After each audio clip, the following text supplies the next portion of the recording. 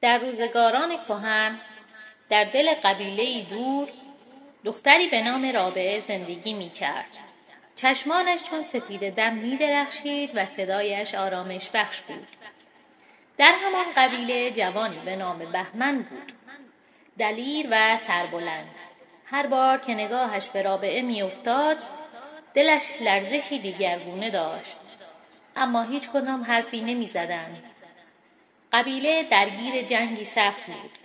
بهمن پیش از رفتن به میدان نبرد در خلوتی کوتاه به رابعه گفت: اگر جان در این جنگ باقی ماند باز می‌گردم و تو را از پدرت خواهم خواست، اما اگر نیامدم یاد مرا در دل نگه دار. رابعه اشک در چشمانش حلقه زد و گفت: برو، دل من در هر حال با تو خواهد بود. ماه‌ها گذشت. رابعه هر شب روی تپه‌ای کنار قبیله می نشست و به ستارگان نگاه می کرد. گویی نشانی از یارش می خواست.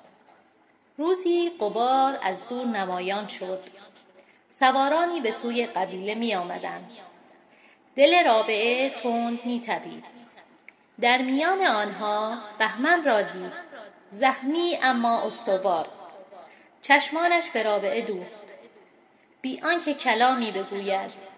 همه فهمیدند عهدشان هنوز پابرجاست. پس از آن در حضور بزرگان قبیله بهمن دست رابعه را گرفت و گفت: در میانه خون و شمشیر تنها نام تو مرا زنده نگه داشت. اکنون که بازگشتم میخواهم زندگیم را با تو آغاز کنم. قبیله به شادی نشست. صدای دفها و طبلها بلند شد و نغمه‌ای که از عشق برآمد تا سالها در دل صحرا پیچید.